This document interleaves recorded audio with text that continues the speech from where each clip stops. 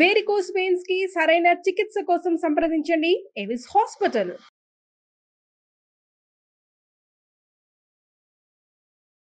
నమస్కారం సార్. చెప్పండి సార్, ఎవరిది సమస్య? సార్ సమస్య ఏంటంటే ఎప్పుడైనా సరే మా పేరెంట్స్ పొరపాటున ఎప్పుడైనా మమ్మల్ని చూడాలని వస్తుంది సార్. వాళ్ళు పేరెంట్స్ ఎప్పుడైనా వచ్చినప్పుడు వాళ్ళని అసలు ఎట్లా అంటే రెస్పెక్ట్ కాదు కదా సార్, అసలు చాలా దారుణంగా చూస్తుంది సార్ వాళ్ళని. వాళ్ళు కూర్చున్నప్పుడు వాళ్ళ దగ్గర కూర్చొని వాళ్ళ ఎదురుగా కూర్చొని కాలు మీద కాలేసుకొని కూర్చోవడం, వాళ్ళకి అట్లీస్ట్ ఏదైనా భోజనం పెట్టాలన్నా టిఫిన్ చేయాలన్నా కూడా ఏంటమ్మా ఏమన్నా రెడీ అయిందా అంటే లేదు అక్కడ ఉంది పెట్టుకోపోండి అని చెప్పి వాళ్ళని అమర్యాదగా మాట్లాడటము. అది ఎట్లా అంటే మా పేరెంట్స్ వస్తే ఒకలాగా ట్రీట్ చేస్తున్నారు, వాళ్ళ పేరెంట్స్ వస్తే ఒకలాగా ట్రీట్ చేస్తున్నారండి. ఎంతసేపు నేను ఫోన్ లో మాట్లాడినా కూడా, ఈవెన్ మా పేరెంట్స్ దూరం ఉంటారు కాబట్టి అట్లీస్ట్ 2 days కోసారో 3 days కోసారో మనం కాల్ చేసుకొని మాట్లాడుకుంటాం కదా సార్, పేరెంట్స్ తో మాట్లాడుతుంటాము. సో అది తనకు నచ్చదు. అది ఎంతసేపు ఫోన్ మాట్లాడుతుంటే నీకేం అవసరం, ఊరికే ఎందుకు మాట్లాడతావు, ఇలాంటి క్వశ్చన్లు అండి. అంటే మా పేరెంట్స్ తో నాకు మాట్లాడుకునే స్వేచ్ఛ లేదా సార్ నాకు. ఎందుకు అంటే మీ పేరెంట్స్ ఏమన్నా తెలియకుండా ఏమన్నా ఈ అమ్మాయిని ఏమన్నా అన్నారా, ఏమన్నా ఆ విధంగా ఏమైనా మనస్తాపం చెంది వాళ్ళ మీద ఒక శత్రుత్వం పెంచుకుందా, ఏంటి కారణం? పెళ్ళైన కొత్తలో ఏమైనా ఇన్సిడెంట్స్ జరిగాయా? అలాంటిది ఏం లేదు సార్. ఎందుకంటే పెళ్ళైన కొత్తలో మేము అంటే ఒక 1 week 10 days అక్కడ, పెళ్ళైన తర్వాత జాబ్ ఇక్కడ ఉంది కాబట్టి మళ్ళీ జాబ్ లో జాయిన్ కావాలి కాబట్టి ఏమంటే 1 week 10 days లో వచ్చేసాము. ఈవెన్ మా పేరెంట్స్ దగ్గర మేము వెళ్ళినా లేకపోతే మా పేరెంట్స్ ఇక్కడికి రావడం వేళ్ళ మీద లెక్క పెట్టుకోవచ్చు సార్. మరి తన పేరెంట్స్ తో వాళ్ళతో మాట్లాడుకుంటూ ఉంటారా? తన ఇంటికి తను మాట్లాడుకోవచ్చు, కానీ నేను మాట్లాడితే మాత్రం ఎందుకు ఊరికే మాట్లాడము. వాళ్ళు ఎప్పుడన్నా వస్తే వాళ్ళని వెళ్ళిపోయేటట్టుగా మాట్లాడము. మరి మీ పేరెంట్స్ ఇంటికి మీరు వెళ్ళటం గానీ లేదంటే పండగకో పబ్బానికో మీ ఇద్దరు కలిపి వెళ్ళటం అదేమైనా జరుగుతుందా? అది కూడా ఆగిపోయిందా? అది కూడా ఆగిపోయింది సార్. ఏంటంటే ఇప్పుడు ఎంతసేపు వాళ్ళ పేరెంట్స్, వాళ్ళ చుట్టాలు, వాళ్ళ ఫంక్షన్స్, ఎంతసేపు వీళ్ళ చుట్టాలు సైడ్ ఇటు సైడ్ పోవడమే తప్పించి మా చుట్టాలకు కానీ మా పేరెంట్స్ దగ్గర కానీ వెళ్ళడం అసలు జరగట్లేదు సార్. సరే అట్లయినా సరే వీళ్ళు నా వాళ్ళే, వీళ్ళు నాకు పేరెంట్స్ తో సమానం అని చెప్పేసి నేను అట్లయినా సరే అందరూ మన వాళ్ళే అని చెప్పి నేను కలుపుకోపోయేవాడిని సార్. కానీ ఇటు వరకు వచ్చేసరికి ఏంటంటే అవసరం లేదు. 10 years నుంచి ఇదే పద్ధతి అండి, లేకుంటే మధ్యలో మారారా ఆవిడ? ఇట్లా మొదటి నుంచి ఇదే ధోరణండి. ఎట్లా అంటే ఎందుకు ఇంకా ఎట్లా అంటే పీక్స్ కి వెళ్ళిపోతుంది మేడం. మీరు ఎప్పుడైనా చెప్పారండి? ఎప్పుడైనా వాదన జరిగిందా ఈ విషయానికి సంబంధించి? మాట్లాడుకున్నారా కనీసం? ఈ విషయం గురించి ఎప్పుడు టాపిక్ వచ్చినా మాకు పెద్ద వార్ జరుగుతుంది మేడం. మాకు వార్ జరగడము, తను వారం 10 రోజులు మాట్లాడకపోవడము. ఎవరు కాంప్రమైజ్ అవుతారండి? లాస్ట్ కి నేనే కాంప్రమైజ్ అవ్వాల్సి వస్తుంది మేడం. ఇటుపోయి మళ్ళీ కాంప్రమైజ్ అవ్వాలి. కానీ ఇప్పుడు కాంప్రమైజ్ అయ్యే ఓపిక లేదు మేడం నాకు ఇంకా. అంటే బహుశా ఇప్పుడు భాస్కర్, ఇప్పుడు అమ్మ నాన్నకి సంబంధించినటువంటి అంశం ప్రతిరోజు మీరు మాట్లాడుకోవాల్సినటువంటి అవసరం లేదు కదా. ఆ ఇష్యూ కాకుండా మిగతా అన్ని ఇష్యూస్ లో మీ ఇద్దరు అన్యోన్యంగానే ఉంటారా? మిగతాదంతా బాగానే ఉంటుంది. రీసెంట్ గా ఒక చిన్న విషయం అండి. మా పేరు మార్నింగ్ వాష్రూమ్ లో ఉండగా కాల్ వస్తే తను కాల్ కట్ చేశారండి. నేను చూసుకోకుండా రెగ్యులర్ షెడ్యూల్ లో పడిపోయి ఆఫీస్కి వెళ్ళిపోయాను. మళ్ళీ నా వర్క్ చేసుకున్న సాయంత్రం నాకు కాల్ వచ్చిందండి. మళ్ళీ సాయంత్రం కాల్ వచ్చి కాల్ లిఫ్ట్ చేస్తే, ఏంట్రా నువ్వు ఇలా కాల్ లిఫ్ట్ చేయలేదు, మార్నింగ్ ఇలా జరిగింది, నాన్నకి బీపీ షుగర్ అంతా డౌన్ అయిపోయింది, స్ట్రోక్ రావడం జరిగింది, హాస్పిటలైజ్ అయినారు అని చెప్పి నాకు మళ్ళీ ఈవినింగ్ నాకు కాల్ చేస్తే తెలిసిందండి.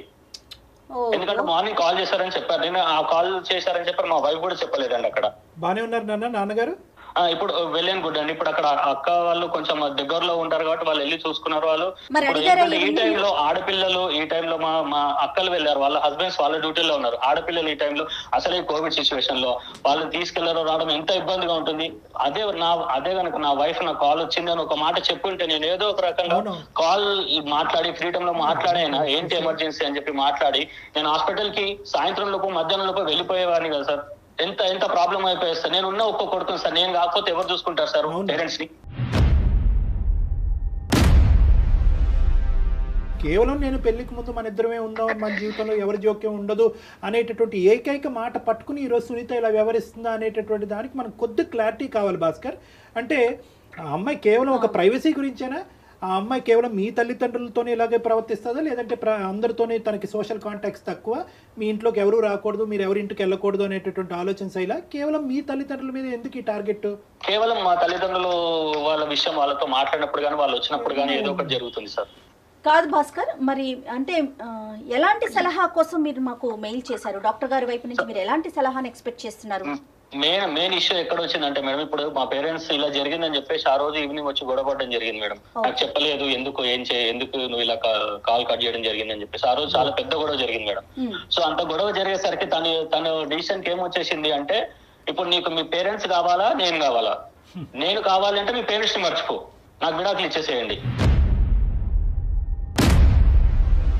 అంటే ఇంతకు మించి మీరు మీ పేరెంట్స్ దగ్గర నుంచి దూరంగా ఉండటం ఏంటి భాస్కర్? ఇప్పుడు వాళ్ళు మీ ఇంటికి రాంది లేదు, నువ్వు వాళ్ళ ఇంటికి పోలేదు, ఆఖరికి ఒక మాట సాయం లేదు, ప్రాణాల మీదకి వచ్చినా ఫోన్ కాల్ ఎత్తే పరిస్థితి లేదు. ఇంతకంటే తెగదెంపులు ఏం కావాలి? ఆల్రెడీ ఎవ్రీథింగ్ అయినట్టేగా 10 సంవత్సరాల్లో, ఇంకా ఏం కావాలంటే ఆవిడకి? అంటే ఇప్పటి నుంచి మీరు కాల్స్ కూడా మాట్లాడదు ఇంక ఇప్పటి నుంచి. ఇప్పుడు వరకు కంట్రోల్, ఇప్పుడు కమిట్మెంటా? ఇప్పుడు అలాగే అనిపిస్తుంది సార్. అంటే దాని అర్థం ఏంటో నాకు అర్థం కావట్లేదు సార్. ఇదేదో ఒక సైడ్ ఆఫ్ ది కాయిన్ మేము చూస్తున్నట్టు నాకు అనిపిస్తుంది. ఖచ్చితంగా ఈ ఇష్యూలో అయితే మాత్రం మీ భార్యమణితో మాత్రం మాట్లాడవలసినటువంటి అవసరం ఉంది. ఆవిడ వర్జన్ ఏంటి అన్నది తెలుసుకోవాల్సిన అవసరం ఉంది. ఎందుకంటే ఏ కారణం లేకుండా వృద్ధాప్యంలో ఉన్న పెద్ద వయసులో ఉన్న ఇద్దరు మనుషుల్ని అసలు ఏ కనికరం, మానవతా దృక్పథం లేకుండా దూరం పెట్టే ఆలోచన ఒక స్త్రీకి ఎందుకు ఉంటుంది అన్నది మనం తెలుసుకోవాలి. అంటే అవకాశం ఉంటే 10 ఏళ్ల జీవితంలోనే నాకు 100 ఏళ్ల జీవితం చూపించింది సార్. ఆమె గయాలితనం అట్లా ఉంటుంది. ఆమె నోట్లో నోరు పెట్టకపోతే ఎంత బాగుంటే అంత దూరం ఉంటే అంత మంచిగా ఉంటుంది సార్. కాదండి, తను ఏం చేస్తుంటారు? హౌస్ వైఫ్ అయినా? తను జాబ్ చేస్తారు మేడం. ఒకసారి ఏమన్నా మాట్లాడొచ్చా భాస్కర్? సార్ నేను ప్రయత్నం చేస్తాను సార్. నేను ఒకసారి కాల్ కలుపుతాను, మీరు కూడా ఒకసారి మాట్లాడండి సార్ తనతో. పర్వాలేదా? నో ప్రాబ్లం కదా? అంటే జస్ట్ అసలు ఆవిడ వర్షన్ ఎలా ఉందని తెలుసుకోవటం కోసం. ఓకే సార్, కలపండి. ఏంటి డాక్టర్ గారు అంటే మనం ఇప్పుడు అతను కావాలి, అతన్ని కని పెంచి ఇక్కడ దాకా తీసుకొచ్చిన తల్లిదండ్రులు వద్దా? రేపొద్దున్న మరి మన పిల్లలకి మనం ఏం చెప్తాం? అంత దూరం ఆలోచించరు కదా, ఇక్కడే స్టోరీ. తాత చెప్ప తరతరాలు అంటారు. హలో హలో, ఏం చేస్తున్నావు? ఏదో చేస్తున్నాను. ఏంటి ఇప్పుడు? ఏం చెప్పండి. పిల్లలు ఏం చేస్తున్నారు? ఆన్లైన్ క్లాసులు జరుగుతున్నాయి కదా, కూర్చున్నారు అక్కడ. తెలుసు కదా, మళ్ళీ నన్ను అడుగుతావేంటి? అయ్యో ఏంటి, ఎందుకు చేసావు? చెప్తాను సరే. నేను ఇక్కడ సార్ని డాక్టర్ దగ్గరకు వచ్చాను, సైకాట్రిస్ట్ డాక్టర్ దగ్గరకు వచ్చాను. మన సమస్య గురించి ఒకసారి సార్ కూడా మీతో మాట్లాడుతా అన్నారు. నీతోని నేను ఎందుకు మాట్లాడాలి వాళ్ళతో? వాళ్ళెవరు? నాకేం సంబంధం వాళ్ళతోటి? నువ్వు వెళ్ళవు, నువ్వు విను. నువ్వు వాళ్ళు ఏం చెప్తారో నువ్వు విను. కాదమ్మా, సునీత గారు. ఓకే, వాళ్ళ నలుగురిని చేరేస్తున్నావు అన్నమాట ఇప్పుడు.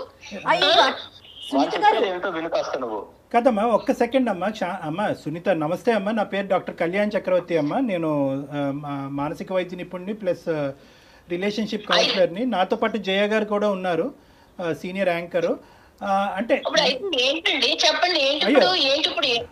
ఏ వినాలి నేను ఇప్పుడు? అమ్మ నీ జీవితం. సునీత గారు, మీతో మేము ఏం మాట్లాడలేదండి. అప్పుడే మీరు ఏం వినాలి అనే ప్రశ్న వేసేస్తున్నారు. ఒక్క క్షణం అండి, కొంచెం టైం ఇవ్వండి ఒక్కసారి. చెప్పండి. కాదు సునీత గారు, ఏదో చిన్న డిస్టర్బెన్స్ నడుస్తోందని చెప్పి భాస్కర్ గారి ద్వారా మాకు తెలిసింది. అంటే మేము మధ్యలో వచ్చే ప్రయత్నం కాదు, కానీ అసలు జరిగిన సమస్య ఏంటి, ఎక్కడ మీరు హట్ అవుతున్నారు అనే కోణం తెలుసుకుందామని అంతే. ఎవరిని కూడా కించపరిచేటటువంటి ఉద్దేశం కానీ ఎవరి వైపు వేలెత్తి చూపెట్టేటటువంటి ఉద్దేశం కాదు. భాస్కర్ గారు ఏంటంటే మనస్తాపం చెంది 10 సంవత్సరాలు మా జీవితంలో ఒక ప్రాబ్లం వచ్చిందండి, కంటిన్యూస్ గా అది నడుస్తూనే ఉంది. ఏం చెప్పుకున్నాడు ఆయన మీ గురించి? నా గురించి మీ దగ్గర నాకు తెలియదు కదా. ఏం కంప్లైంట్ చేశాడు ఇప్పుడు నా గురించి?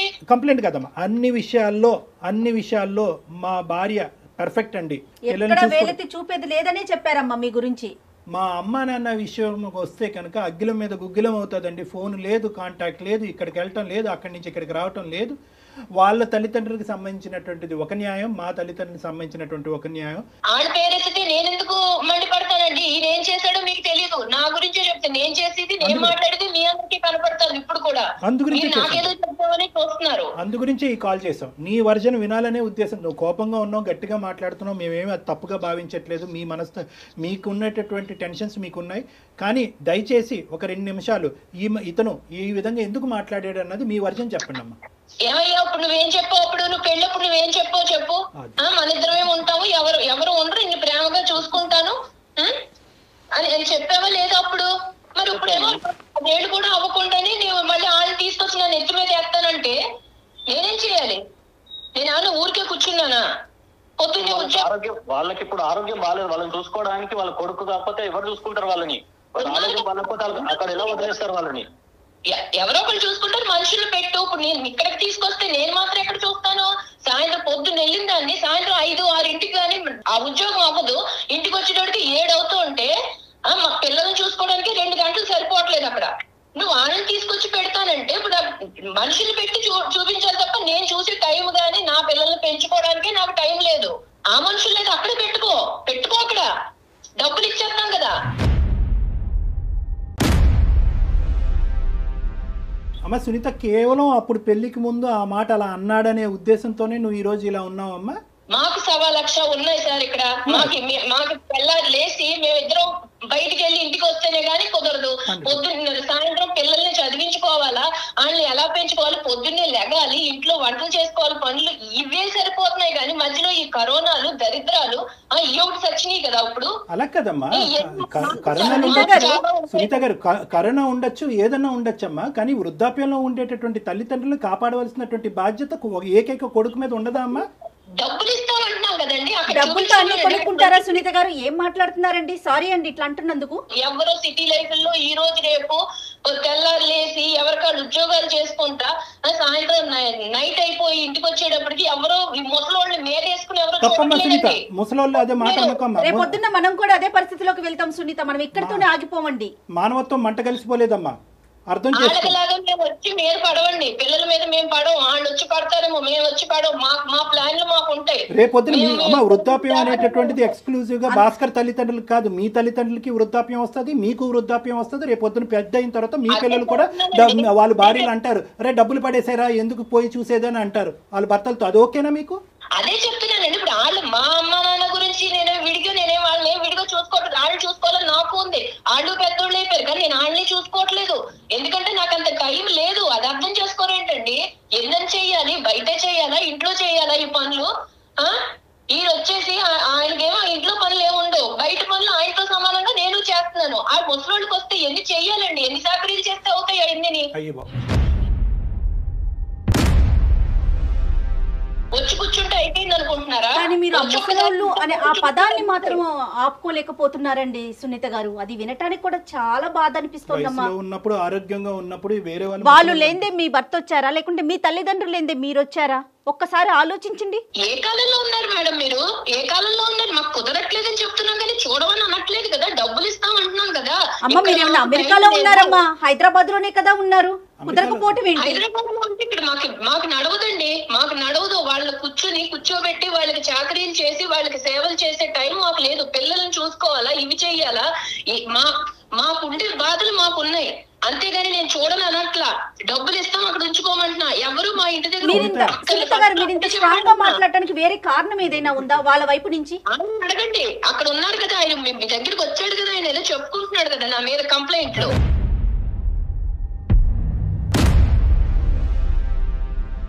సునీత, నీకు చేసింది ఏంటంటే ఈ విధంగా కేవలం వృద్ధాప్యంలో ఉండేటటువంటి వ్యక్తులకి పోషించడానికి మాకు టైం లేదన్నది ఒక్కటే కారణమా?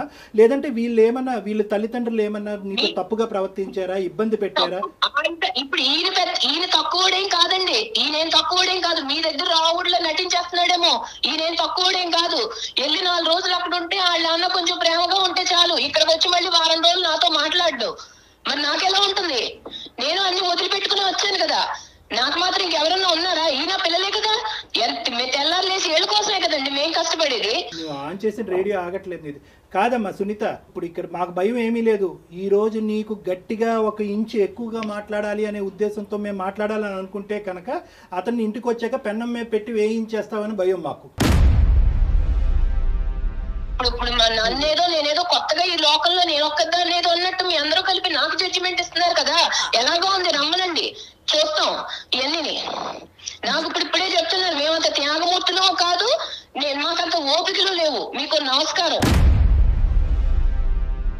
మాకు నమస్కారం పెట్టక్కర్లేదు. నువ్వు చెప్పుకో, ఏం చెప్పుకుంటావు చెప్పుకో. ఇప్పుడు వాళ్ళందరూ ఏదో చెప్తున్నారు కదా, ఏం చెప్పుకుంటావు చెప్పుకుని వాళ్ళ కాళ్ళ మీద పడి ఏడ్చి. అమ్మా సునీత, చదువుకున్న దానివి, సమాజం తెలిసిన దానివి, 2 పిల్లల యొక్క తల్లివి, నువ్వు నిజంగా ఇలా మాట్లాడుతున్నావు అంటే, ఇంత మూర్ఖత్వంగా మాట్లాడుతున్నావు అంటే కనుక నా నమ్మలేకపోతున్నావు. బాధ ఏం తెలుసు సార్ మీకు? నా బాధ ఏం తెలుసు నీ మీకు? బాధ ఏంటమ్మా, నీ బాధ ఏంటి అన్నది నువ్వు ఇంకా చెప్పలేకపోతున్నావు. ఒకే పాయింట్ ఏంటంటే కనుక అక్కడికి వెళ్ళి నా భర్త కనెక్ట్ అయిపోయి వారం రోజులు నాతో మాట్లాడ్డాను అంటున్నావు. వారం రోజులు నీతో మాట్లాడకపోతే ఉండలేనటువంటి నువ్వు జీవితాంతం ఆ తల్లిదండ్రులు కొడుకుతో మాట్లాడకుండా ఎలా ఉండగలరమ్మా? నీకు అర్థం కాదా? ఎలా ఉండగలంటే పెళ్లి చేశారు కదా, పెళ్లి చేయకుండా ఉండాల్సిందండి. అప్పుడు మా సంస్కృతులు మాకు ఉన్నాయి. పెళ్లి చేయకుండా ఉండాల్సింది, ఇంట్లోనే పెట్టు కూర్చోవాల్సింది. అంటే పెళ్లి చేసుకుంటే భార్యకి భర్త, భర్తకి భార్య, ఇటు కుటుంబం లేదు అటు కుటుంబం లేదు. టైం లేదండి, మీకు అర్థం కాదా చెప్తుంటే? టైం లేదు, టైం లేదు. నన్ను బాధ పెడతారు అంటున్నారు. నీ పిల్లల్ని చూసుకోవటానికి టైం లేదనే మాట అనట్లేదే, నిన్ను నువ్వు చూసుకోవటానికి టైం లేదనే మాట అనట్లేదే, నీ ఉద్యోగానికి వెళ్ళటానికి టైం లేదనే మాట అనట్లేదే. అవును, మా పిల్లలు కదా మేము చూసుకోవాలి. మా పిల్లలు చిన్నపిల్లలు కాబట్టి మేము చూసుకోవాలి. వాళ్ళ చదువులు చెప్పించాలి. వాళ్ళు రేపు పొద్దున కాళ్ళ మీద నిలబడ్డాక మేము వెళ్ళి వాళ్ళ మీద కూర్చోకూడదు కదా. ఇంతేనమ్మా మానవ సంబంధాలు. ఎవరిని వాళ్ళు పోషించుకుని వాళ్ళ పిల్లల్ని చూసుకోవటమే మానవ సంబంధాల. మన అవసరం తీరిన తర్వాత తల్లిదండ్రులను తీసుకెళ్లి ఓల్డేజ్ హోమ్స్ లోని వృద్ధాశ్రయాలు పడేయటమైనా. ఇందుకేనమ్మా ఉమ్మడి కుటుంబాలు నాశనం అయిపోతున్నాయి. ఇందుకే ఉమ్మడి కుటుంబాలు నాశనం అయిపోతున్నాయి. మీరు వాస్తవంలోకి రండి సార్, చెప్పుకోవడానికే బాగుంటాయి ఉమ్మడి కుటుంబాలు. వాస్తవంలో మీరు మాట్లాడితే అప్పుడు మీకు తెలుస్తుంది. డబ్బులు పడేస్తే అన్ని కొనుక్కోవచ్చని అనుకోద్దమ్మా సునీత. డబ్బులు పడేస్తే అన్ని కొనుక్కోవచ్చు. రానున్న రోజుల్లో నీ స్థానాన్ని ఆలోచించలేకపోతున్నావు. కాదు, మేము బుద్ధి గడ్డి తిని నీ కాన్ఫరెన్స్ కాల్ కలపమన్నాం. మాకు అయిపోతుంది ఇక్కడ. మేము 10 నిమిషాలు నేను భరించలేకపోతున్నాం. తప్పుగా నేను ఎవరితో ఇలా మాట్లాడలేదమ్మా. కానీ నీ మాట ఏం బాధండి? మిమ్మల్ని శారీరకంగా హింసిస్తున్నారా, మానసికంగా హింసిస్తున్నారా? ఏం బాధపడుతున్నారో మీరు? మేము అనుకున్నట్టు ఆయన ఉండడు సార్, ఉండడు. తెల్లారు లేచి ఆళ్ల పాటే అమ్మా నాన్న ఏమైపోతున్నారు, ఇక్కడ మీ పిల్లలు ఏమైపోతున్నారు ఆయనకు అక్కర్లేదు. కాదమ్మా సునీత, ఒక్కసారి కొంచెం నిదానంగా ఆలోచించండి. ఇవాళ రేపు పెద్దవాళ్ళు లేక ఉద్యోగాలు చేసే ఆడవాళ్ళం ఎంత నలిగిపోతున్నాం కదా. అది మీ సైడ్ కావచ్చు, అతని సైడ్ కావచ్చు. ఒక పెద్దవాళ్ళు అమ్మమ్మో నాయనమ్మో ఎవరన్నా ఒకరుంటే రేపొద్దున మన పిల్లలకి ఆసరా కాదు. మాకు ఎక్స్ట్రా పని తప్ప వాళ్ళ వల్ల మాకు ఉపయోగం లేదు. అసలు ఒక్క నిమిషం 1 మినిట్ కూడా ఈ రోజు నుంచి నెక్స్ట్ రోజు గురించి ఆలోచించలేకపోతున్నాము. నీకు broad minded thinking, futuristic thinking లేదు. సారీ, నిన్నేమి నిందించట్లేదు, కానీ ఒక్క మాట చెప్తాను. నా బాధ కూడా మీరు అర్థం చేసుకుని చెప్పుంటే బాగుండేది. అదే కదా తల్లి, భాస్కర్ ఫోన్ చేసినప్పుడు ఏంటయ్యా ఇలా మాట్లాడుతుంది ఒక ఆడది, అలాగే ఎక్కడో ప్రవర్తించేటటువంటి దానికి దాఖలాలే లేవు అని చెప్పి పొగుడుతున్నాడు నీ భర్త నీ గురించి. అన్ని ఇష్యూస్ లో బాగుందండి ఇది అది అని చెప్పి నీ నోటి ద్వారానే ఈ రోజు నువ్వు నీ జీవితాన్ని చండాలం చేసుకున్నావు. ఇప్పటి వరకు నీ మీద మాకు చెప్పుకుంటే మీకు అలా అనిపిస్తుంటే నేనేం చేయలేను కదా. నా బాధ ఇది, నా బాధ. ఈ మనిషి మీ ఇంట్లోంచి వాళ్ళ తల్లిదండ్రులు బాగోగులు తెలుసుకోవటం గురించి దొంగతనంగా ఫోన్ మాట్లాడవలసిన అవసరం ఏముందమ్మా? అతను నిజం చెప్తున్నాడు, అబద్ధం చెప్తున్నాడు, ఫోన్ దీనికన్నా చెప్పు. అవునండి, వాళ్ళు మాట్లాడుకునేది ఏంటనుకుంటున్నారు? నా గురించి చెప్పుకోవడమే తప్ప వాళ్ళు మామూలుగా మాట్లాడుకోరు సార్. నేను ఎందుకు ఊరికే వద్దంటాను, ఎందుకు చెప్తాను? దాంట్లో అక్కడ జరిగేవి ఏంటంటే ఇక్కడ నేనేం చేస్తున్నాను, నా గురించి కంప్లైంట్లు చెప్పడమే అతనికి పని, వేరే పని ఏమీ లేదు. అక్కడి నుంచి వాళ్ళు చెప్పినట్టు ఈయన నడుచుకుంటాడు ఇక్కడ. తెలుసా ఎన్ని? అదే ఉద్దేశంతో మొన్న ఫోన్ కాల్ కట్ చేసావు. అతని ప్రాణాల మీకు వచ్చుంటే అమ్మా, పెద్ద ఆయన ప్రాణాల మీకు వచ్చుంటే ఈ రోజు నాకేం తెలుసు అండి వాళ్ళు ఎందుకు చేశారో నాకేం తెలుసు. రోజు ఈ చర్చా కార్యక్రమాలు పెట్టుకుంటారని నేను కట్ చేశాను. అంతేగాని అడుగుంట్లో పోలేదని నాకు తెలుసా? తెలిస్తే కట్ చేస్తానా? కాదా మరి ఆ పెద్ద ఆయనకి ఏమైనా జరుగుంటే? దగ్గరలో ఆడపిల్లలు ఉన్నారు కాబట్టి హాస్పిటల్ ఏం జరగదులేండి, ఎప్పట్లో ఏం జరగదు. దివ్య భవిష్యవాణి ఏదో అంటారు, అన్ని ఉన్నట్టున్నాయమ్మా నీ దగ్గర అన్ని. అమ్మా ఐఎమ్ సారీ అమ్మా, జీవితం అంటే ఇది కాదమ్మా. భాస్కర్, ఇంకా సేపు నేను మాట్లాడితే నీ సిచ్యువేషన్ ఇంకా డిటీరియేట్ అయ్యేటట్టుంది. అందమైన జీవితం యొక్క పర్పస్ ఏంటంటే ఉన్న స్థితిని అలాగన్నా ఉంచాలి, లేదంటే కరెక్ట్ చేయాలి. ఉన్న స్థితిని దిగ్గజార్చేటటువంటి ఉద్దేశం మాకు లేదు. పెనం మీద నుంచి పొయ్యిలో పడే పరిస్థితిని మేము తీసుకురాం మిమ్మల్ని. సారీ అండి సునీత గారు, సారీ అమ్మా. చెప్తారు వాళ్ళు ఏదో చెప్తున్నారు కదా, ఎన్ని ఇంకేమన్నా ఉంటే చెప్పుకున్నారు. కాళ్ళ మీద పడి ఏడ్చి అప్పుడు రా, నీకు అప్పుడు ఉంది, నీకు ఇంట్లో రా, వచ్చాక చెప్తాను, ఇప్పుడు కాదు చెప్తాను రా కానీ అప్పుడు. భాస్కర్ సార్, ఇదే సార్ తన వర్షన్. దీన్ని వర్షన్ అంటారయ్యా, దీన్ని వర్జన్ అంటారా? నువ్వు 10 సంవత్సరాలు భరిస్తూ ఒక్కొక్క మెట్టు దిగుతూ తల్లిదండ్రుల్ని దూరం పెట్టుకుంటూ వాళ్ళని ఇబ్బంది పెట్టి నువ్వు ఇబ్బంది పడుతూ ఇదంతా నువ్వు చూసేటటువంటి పిల్లలు ఏమి నేర్చుకుంటారు? రైట్, ఓకే, అమ్మకి నాన్నకి కూడా ఇదే సినిమా చూపెడదాం రానున్న రోజుల్లో అని చెప్పి నీ కొడుకులు అనుకోరా? సార్, పెళ్ళైనంత మాత్రాన మొత్తం అంతా పూర్తిగా భార్యకు లొంగి ఉండాలా సార్? ఆ ప్రశ్న మీరు ఇప్పుడు కాదండి, 10 ఏళ్ల క్రితం మాట్లాడాల్సిన ప్రశ్న ఇది. 10 ఏళ్ళండి భరించేది. Starting trouble, ending trouble. Starting trouble ని సెట్ చేసుకోకపోతే ఎండింగ్ ఏంటి ట్రబుల్. కళ్యాణ్ గారు అసలు ఆవిడ వర్షన్ ఏంటండి? ఎటువైపు ఆలోచించట్లేదు తను. ఆవిడకి ఏదో ఒక విచిత్రమైనటువంటి వ్యక్తిత్వపరమైనటువంటి లోపం ఉందబ్బా. పర్సనాలిటీ డిసార్డర్స్ అంటారు వీటిని. ఏం చేయమంటారు సార్? నాకు ఒక మంచి అంటే సొల్యూషన్. ఎలాంటి డెసిషన్ తీసుకుందాం అనుకుంటున్నారు భాస్కర్ మీరు? నేను కావాలంటే వాళ్ళని వదిలేయండి. ఓకే, తన వర్షన్ కాదు, ఇక్కడ కూడా మీరు తన వర్షనే చెప్తున్నారు. మీ వర్షన్ చెప్పండి. ఇక నేను భరించలేను మేడం. నేనైతే వదిలేద్దామని డిసిషన్ తీసుకుందాం అనుకుంటున్నాను. విడిపోవాలనేటటువంటి ఉద్దేశంతో మేము చెప్పట్లేదు, కానీ అది నిజంగా మీరు చేసి చూపెట్టాలి. అంటే నేను ఇంకా భరించలేకపోతున్నాను అనేటటువంటి దానికి యాక్షన్ ప్లాన్ కావాలి. ఇక్కడ తల్లిదండ్రుల్ని కాపాడుకోవటం అనేది మీ బాధ్యత. రేపొద్దున మీ పిల్లల్ని మిమ్మల్ని చూస్తారా చూడరా అనేటటువంటి అంశం తర్వాత పెట్టండి. మీ తల్లిదండ్రులు మీకేం అన్యాయం చేయలేదు, మీకేమీ తక్కువ ఇవ్వలేదు. మీ తల్లిదండ్రులు ఎప్పటికీ కూడా మమకారం ప్రేమతోనే మిమ్మల్ని ఇప్పటి వరకు పెంచి పోషించారు. పెళ్ళి అనేటటువంటి ఈ అంశం వాళ్ళ జీవితానికి ఒక శాపం కింద మారిపోయింది. కాబట్టి వాళ్ళని కాపాడుకునేటటువంటి ప్రయత్నంలో మీ ఆవిడకి ఒక గట్టిగా బుద్ధి చెప్పేటటువంటి ప్రయత్నం చేయండి. అంటే కొట్టండనో తిట్టండనో హింస పెట్టండో అని చెప్పట్లేదు. నేను మా తల్లిదండ్రులకు స్థానం లేనటువంటి నా జీవితంలో నీకు కూడా స్థానం లేదు అనేటటువంటి వార్నింగ్ ఇచ్చి మీ పిల్లలతో పాటు మీరు దూరంగా ఉండేటటువంటి ప్రయత్నం చేయండి. సో ఒక్కసారి బెదిరించమంటారా? అంటే దాన్ని బెదిరింపు అంటారా, లేదంటే ఒక విధమైనటువంటి ట్రీట్మెంట్ అంటారా అనేది మీకు వదిలేస్తున్నాను. అంటే ఆవిడకు ఒక శిక్ష పడాలి. శిక్ష పడాలి అంటే కనుక కుటుంబం అనేటటువంటిది ఎప్పుడు కూడా నీ చెప్పు చేతల్లో నీ కాళ్ళ కింద చెప్పులాగే ఉంటారు అని అనుకోవద్దు. నాకు ఒక అహంకారం ఉంది, నేను ఒక మగాడిని, నేను ఒక ఇద్దరు తల్లిదండ్రులకు ఒక కొడుకుని, నేను మగాడిని అనేటటువంటి ఆలోచనతో, అంటే మగ ఆడిన అనేటటువంటిది నేను వ్యత్యాసం చేయట్లేదు, కానీ ఆవిడకి ఈ యాంగిల్ చూపెట్టాలి అంటే, మీ విలువను తెలియజేయమంటున్నారు. మీ విలువను తెలియాలి అంటే కనుక దూరంగా ఉండి కొంతకాలం మీరు లేనటువంటి లోటునే ఆవిడకి అర్థమయ్యేటటువంటి విధంగా చూపెట్టండి. మళ్ళీ ఆవిడ మాట తీరు చూడండి, ఏ విధంగానూ కాంప్రమైజ్ కాదాయే. కాన్ఫరెన్స్ కాల్ సునీత కలపమన్నాం, అక్కడి నుంచి అసలు వాళ్ళ తల్లిదండ్రులు కలిపి ఉంటే కనుక వాళ్ళు కొడుకుని దూరం చేసుకుని ఎంత బాధపడుతున్నారో అక్కడ అసలైన వర్జన్ తెలుసు. నాకు ఇంకొక విషయం ఏమనిపించిందో చెప్పనండి. సునీత తల్లిదండ్రుల పెంపకం ఎంత అధ్వానంగా, అంటే ఒక తల్లిదండ్రుల పెంపకం గురించి మనం ఇంత ఓపెన్ గా చెప్పుకోకూడదు, కానీ ఆవిడకి ఏం విలువలు నేర్పించారండి? వాళ్ళు ఏమైనా చెప్పడానికి ట్రై చేశారా భాస్కర్? ఒక లాస్ట్ క్వశ్చన్, వాళ్ళు మీ అత్తగారు సునీతకి ఏమైనా చెప్పడానికి ట్రై చేశారు? అలాంటివి చాలా జరిగాయి సార్, చాలా జరిగాయి. అవి అప్పటికి అవి అంతవరకే ఉంటాయి సార్, మళ్ళీ తర్వాత సేమ్. రైట్ భాస్కర్, ఒక్కసారి డాక్టర్ గారు చెప్పింది ఆలోచించండి, త్వరపడండి, మంచి నిర్ణయం తీసుకోండి. Thank you madam. చక్కని డెసిషన్ తీసుకోండి, చక్కగా ఉండండి. Thank you sir. All the best Bhaskar. Thank you sir.